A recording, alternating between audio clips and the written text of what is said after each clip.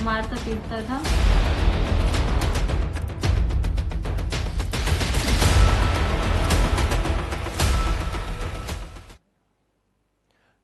नमस्कार, आप देख रहे हैं जागो हिंदुस्तान और आपके साथ इंडिया न्यूज उत्तर प्रदेश उत्तराखंड पर मैं अभिषेक पांडे। हिंदुस्तान में लव जिहाद पर सियासी पारा हाई है। सवालों की लंबी लाइनें हैं और धुआंधार आरोपों की बौछार हो रही है। यूपी में योगी सरकार ने लव जिहाद के खिलाफ सख्त कानून तो बना दिया है, लेकिन कुछ विशेष समुदाय के लोग हिंदू लड़कियों को टारगेट कर रहे हैं। हिंदू लड़कियों पर अत्याचार की सारी हदें पार हो रही हैं। हिंदू लड़कियों के साथ मारपीट की जाती है। अब ऐसे में कई सवाल उठते हैं। आखिर कौन ये लोग हैं जो हिंदू लड़कियों को टारगेट कर रहे हैं? कौन ये जिहादी सोच के लोग हैं जो यूपी में जिहाद का गंदा खेल खेल रहे हैं? वसीम भी मेरे को बहुत मारता पीटता था।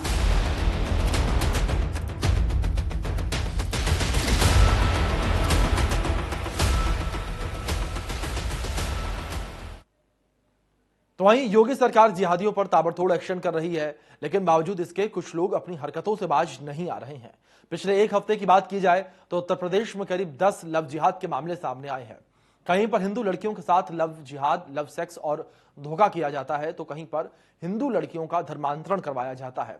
इस वक्त 4 तस्वीरें हम आपको दिखाएंगे और ये चारों तस्वीरें अपने आप में बहुत कुछ बयां करेंगी और ये तस्वीर बताएंगी कि किस तरीके से हिंदू लड़कियों पर अत्याचार किया गया।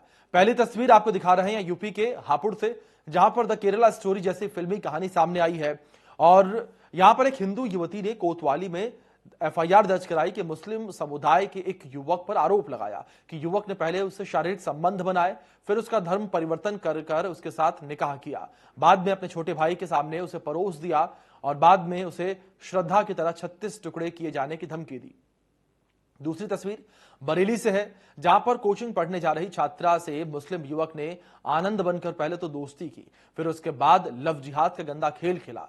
युवक ने हाथ में कलावा और माथे पर तिलक लगाकर मंदिर में छात्रा से शादी की और फिर शारीरिक संबंध बनाकर अश्लील वीडियो बना लिया और अब छात्रा पर धर्म परिवर्तन कराने का आरोप लगा रहा है। लव जिहाद का खेल यूपी ही नहीं बल्कि उत्तराखंड में भी चल रहा है। तीसरी तस्वीर आपको विकासनगर के दिखा रहे हैं, जहां पर हिंदू लड़की को लव जिहाद का शिकार बनाया गया और चौथी तस्वीर आपको उत्तर प्रदेश के मिर्जापुर से दिखा रहे हैं, जहां पर हिंदू लड़की को लव जिहाद और धर्मांतरण के जाल में फंसाया गया। तो इंडिया न्यूज उत्तर प्रदेश उत्तराखंड आपको आज जगाने का काम कर रहा है। तो वहीं द केरला स्टोरी पर हिंदुस्तान में खूब घमासान मचा। कुछ लोग मूवी पर सवाल खड़े कर रहे थे तो कुछ लोग फिल्म का समर्थन कर रहे थे, लेकिन हापुड़ में द केरला स्टोरी जैसी फिल्मी कहानी सामने आई, जहां पर हिंदू युवती ने हापुड़ की कोतवाली में दर्ज कराई एफआईआर में मुस्लिम समुदाय के एक युवक पर आरोप लगाया कि युवक ने पहले उससे शारीरिक संबंध बनाए, फिर उसका धर्म परिवर्तन करवाने के साथ उसके साथ निकाह किया, बाद में अपने छोटे भाई के सामने उसे परोस दिया और बाद में उसे श्रद्धा की तरह 36 टुकड़े किए जाने की धमकी भी दी है। युवती जब युवक की यातनाएं सहन नहीं कर पाई तो वह भागकर अपने दादा के पास गई और युवती ने पुलिस में जाकर शिकायत दर्ज कराई। थाने में शिकायत दर्ज होने के बाद मामला हिंदूवादी संगठनों तक भी पहुंच गया। हापुड़ में बीजेपी नगर अध्यक्ष ने इस मामले में पुलिस से आरोपियों के खिलाफ सख्त कार्रवाई करने की बात कही है। हिंदू युवती ने पुलिस से शिकायत में कहा कि जमीला और वसीम के द्वारा उससे कई कागजों पर साइन कराए गए और उसे बताया गया कि अब तुम्हारा नाम इकरा अहमद हो गया है, जिसे उसने अपना भाग्य मानकर स्वीकार कर लिया।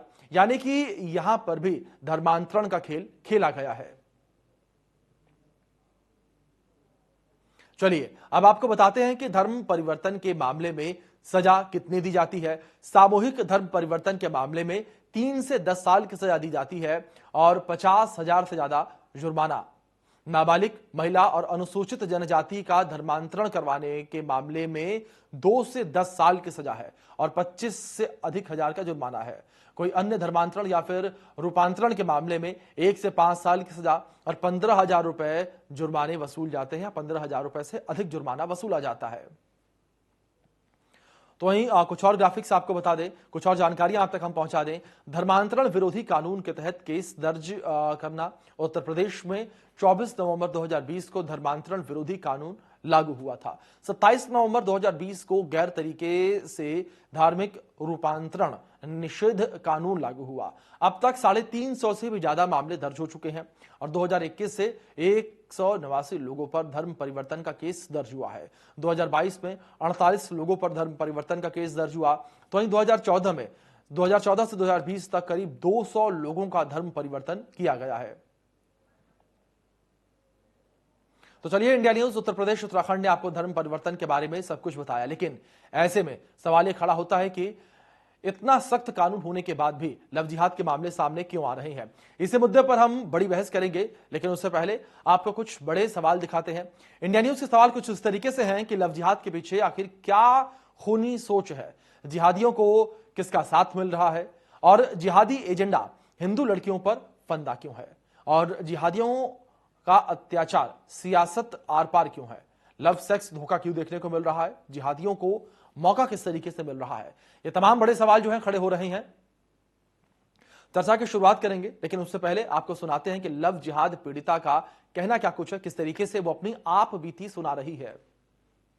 वसीम भी मेरे को बहुत मारता पीटता था, और अब तो बच्चा होने के बाद तो उसे पता था कि बच्चे से माँ को कितना लगाव होता है, तो अब तो बच्चे को मारने की धमकी देता था मुझे कि तेरे बच्चे को भी मार देंगे और तेरे भी श्रद्धा की तरह 36 टुकड़े कर देंगे जैसे श्रद्धा को मारा है। अब तेरे पास यहाँ से जाने का कोई रास्ता नहीं है, या तू यहीं रहेगी या तू जहन्नुम में, अपने घर तो तू कभी जा नहीं सकती। अब 11 तारीख की रात को इसने बहुत ज्यादा मेरे साथ मारपीट करी। आया रात को जब 11:30 पौने 12 के आसपास, फिर आके इसने खाना खाया, फिर अपने पिस्टल की डोरी निकाल के फिर इसने मेरा गला दबाने की कोशिश करी। फिर मुझे उस दिन बहुत डर लगा, उस दिन मुझे यकीन हो गया कि अब तो ये मुझे मार ही देगा।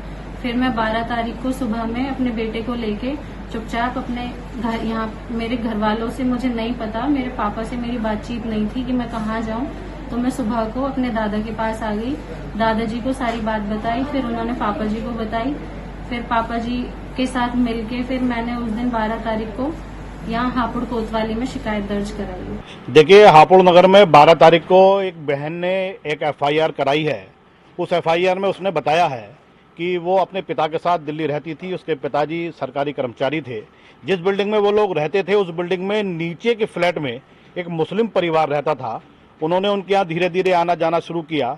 आना जाना शुरू कर उसकी लड़के की माँ उस बहन से बड़ी मीठी मीठी बातें करती थी। अपने आप बुलाया, बहला फसलाकर उन्होंने एक दिन उसको सेवैयाँ खिलाई। सेवैयाँ के अंदर उस बिटिया ने बताया कि कोई नशीली चीज़ मिला दी। नशीली चीज़ मिलाने के बाद जैसे वो बिटिया बेहोश हुई, उसके बेटे ने उसके साथ फिर बलात्कार किया। बलात्कार करने के बाद उन पर दबाव बनाया कि वो उस लड़के से शादी कर ले। उस बिटिया ने बहुत हवाला दिया।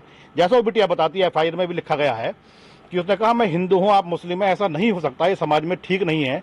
लेकिन उन्होंने कहा हम मार देंगे, जान से मार देंगे, अन्य अन्य तरीके की उससे बातें की गई, जो समाज के अंदर अनेक अनेक घटनाएं हो रही हैं, जिसमें और भी घटनाओं में हमें ऐसा देखने में आया है।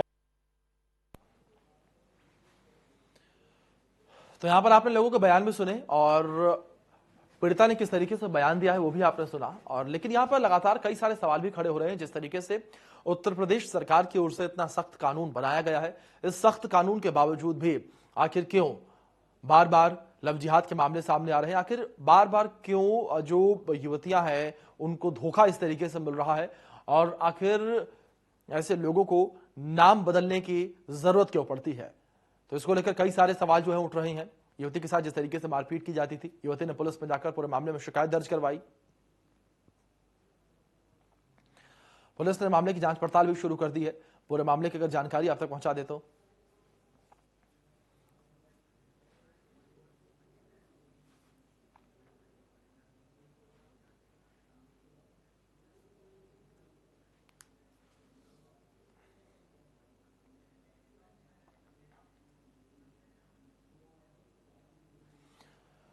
चलिए, कुछ खास मेहमान हमारे साथ जुड़ गए हैं, उनका परिचय आपसे करवा देते हैं। हमारे साथ हिमांशु पटेल जी जुड़े हैं विश्व हिंदू परिषद से, और आशीष गुप्ता बरेली से हमारे संवाददाता हमारे साथ जुड़े हैं, और हमारे साथ पीड़िता भी जुड़ी हैं और उनसे भी हम बातचीत करेंगे, लव जिहाद की जो पीड़िता है। सबसे पहले मैं उन्हीं का रुख करूंगा।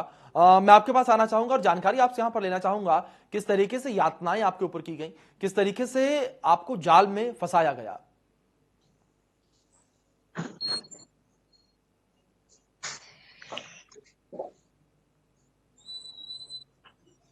कर्मचारी नगर में ब्यूटी पार्लर चलाती थी। इसने मेरा किसी से, मेरे जान पहचान वालों से नंबर ले लिया। जी उसके बाद में ये मुझे फोन करता था, जी कहीं शाम को कहीं सुबह को फोन करता था और मुझे अपना बताता था कि तेरा नाम बब्बू है। और कई बार ये मेरे पार्लर में आया था तो ये लगा के आता था। जी और इसने कई बार पार्लर में गलत काम किया था। उसने वीडियो ही बना ली थी, फोटो भी खींच ली जी थी। तो मुझे ब्लैकमेल करता था कि अगर तुम ये बात किसी को कह दी तो तुझे जान से मार दूंगा, टुकड़े टुकड़े कर दूंगा तुझे। जी तो मैं बहुत ज्यादा डरती थी और घबरा रही थी। तो उसके बाद ये नेक्स्ट में 2018 में पहला फुसला के ये मुझे अपने घर पे लेके गया। जी गाँव है इसका मनपुर। उसके बाद में इसने घर पे ले जाके इसकी भाभी का नाम है सोनी बेगम, इसकी माँ का नाम है मुन्नी। इसने मेरा धर्म परिवर्तन कराया, निकाह कराया। जब मुझे बंदिशों में ले जाके बंदिशों में रखा, मुझे बहुत मारा पीटा वहां पे। जी और इसने निकाह करा दिया। उसके बाद मुझे गाय का मांस भी खिलाया और क्या नाम, मुझे बहुत उल्टियां आती थी। जबरदस्ती इसने बंदी बना के मुझे रखा था। जी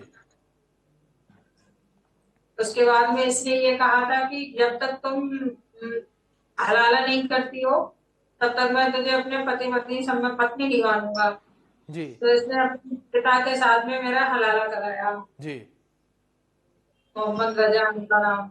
जी वहां से लाके इसने मुझे क्या नाम रामचंद्रपुरम कॉलोनी में रखा था।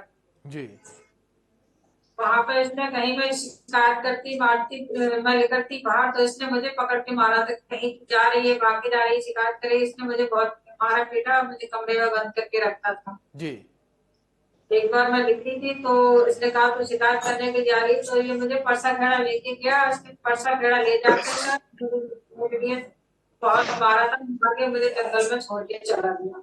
जी शिकायत कई बार दर्ज की थी, मेरी कोई सुनवाई नहीं हुई थी। जी अच्छा, जिस तरीके से आपने अपनी आपबीती सुनाई है, पुलिस के पास भी आप गई, क्या पुलिस की ओर से वो मदद मिल पा रही है जिस मदद की अपेक्षा आपने पुलिस से की थी?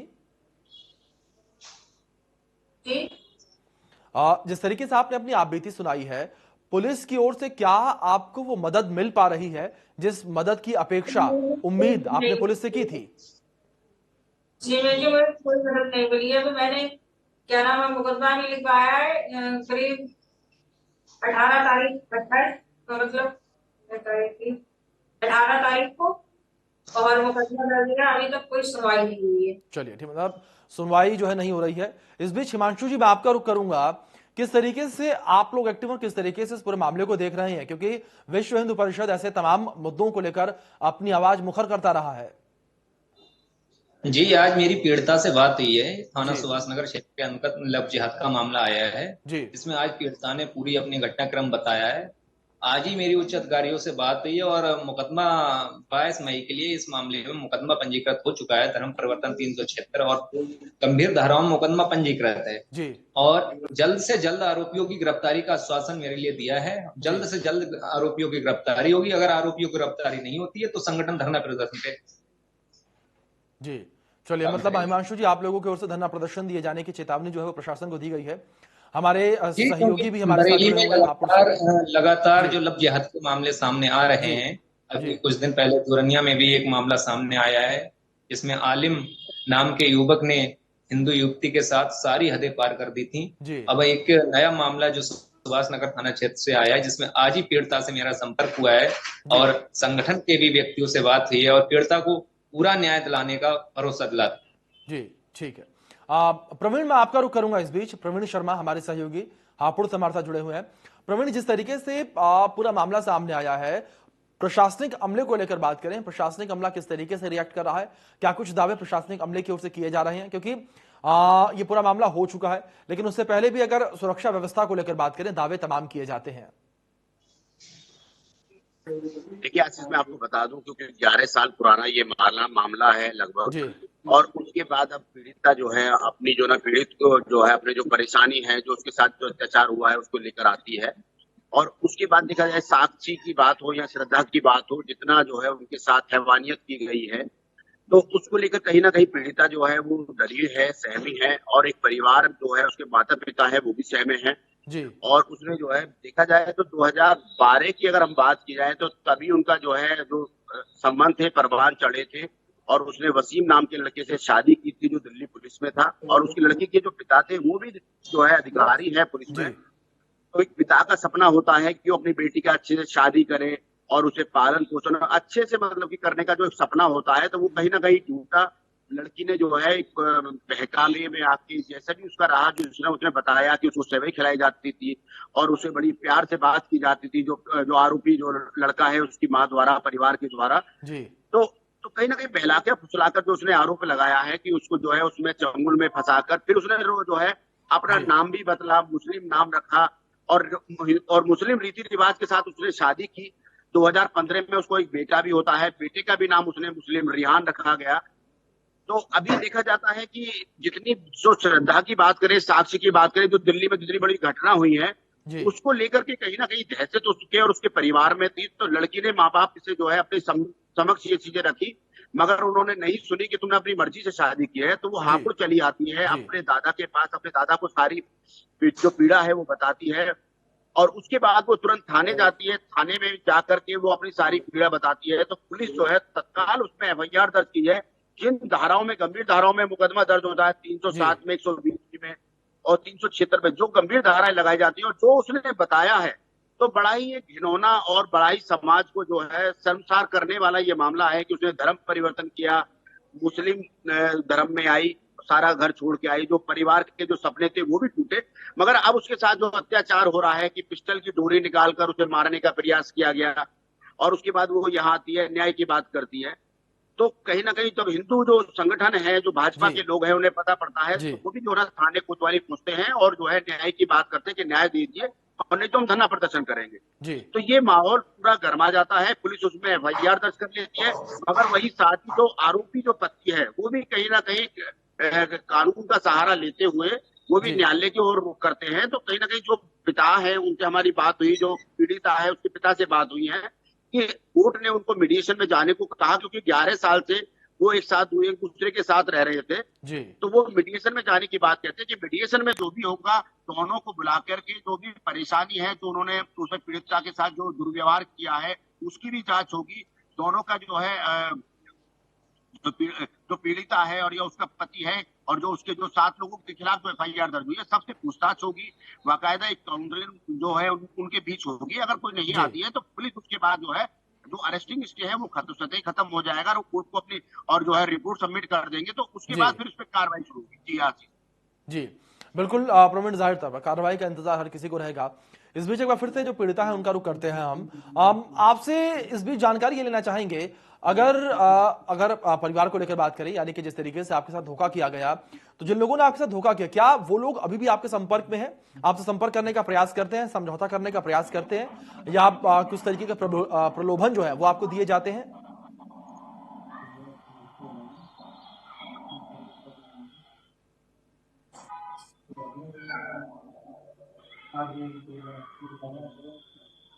आवाज मिल रही है आपको मेरी?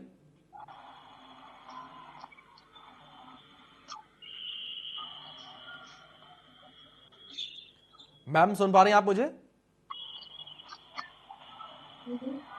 चलिए ठीक है, शायद कुछ तकनीकी खामी, आवाज उन तक नहीं पहुंच पा रही है। हिमांशु जी का रुक एक बार फिर से कर लेते हैं। हिमांशु जी, जिस तरीके से अगर हम विश्व हिंदू परिषद की सक्रियता को लेकर बात करें, तो विश्व हिंदू परिषद की सक्रियता लगातार देखने को मिलती है, लेकिन हिमांशु जी किस तरीके से जो ऐसे मामले आप लोगों से बच जाते हैं और ऐसे मामले फिर बाद में सामने आते हैं, उजागर होते हैं, जब एक्सट्रीम लेवल पर ये पहुंच जाते हैं, किस तरीके से आप लोग इन मामलों से टैकल करते हैं, किस तरीके से रिएक्शन आप लोगों का रहता है? पहला देखिए, संगठन लगातार इस मामलों को गंभीरता से ले रहा है। देवरनिया वाले मामले के लिए भी संगठन ने गंभीरता से लिया है और 24 घंटे में आरोपी की गिरफ्तारी हुई है जी। उसमें जो भी आरोपी हैं उनकी गिरफ्तारी के लिए भी संगठन जल्द से जल्द प्रयास कर रहा है। पुलिस प्रशासन को भी एक चेतावनी दी कि अगर जल्द से जल्द कार्रवाई नहीं होती तो संगठन धरना प्रदर्शन के लिए भी मजबूर होगा। यही जैसे आज सुभाष नगर में एक मामला आया है जो बहुत ही गंभीर मामला है, जिसमें पीड़िता के साथ हिंदू बन के पहले प्रेम जाल में फंसाया है, फिर उसे सच्चाई पता लगने के बाद निकाह किया है, उसका फिर हलाला किया है। बेहद गंभीर मामला है जिसमें 22 मई को मुकदमा पंजीकृत होने के बाद अभी तक किसी भी आरोपी की गिरफ्तारी नहीं हुई है। जी आज जब पीड़िता से बात हुई है, आज उच्च अधिकारियों से बात हुई है, तो जल्द से जल्द आरोपियों की गिरफ्तारी की मांग की गई है और जल्द से आश्वासन भी दिया है कि जल्द से जल्द आरोपियों की गिरफ्तारी की जाएगी। जी हिमांशु जी, एक सवाल यहां पर आपसे और ये भी है कि भविष्य में ऐसे मामले सामने ना आए, उनकी रोकथाम के लिए संगठन किस तरीके से काम कर रहा है? ये संगठन पूरे देश में सक्रिय है। लव जिहाद हो या और कोई धर्मांतरण के मामले हो, सक्रियता दिखाता है, हर जगह जी। कार्य भी कर रहा है। और अब केंद्र सरकार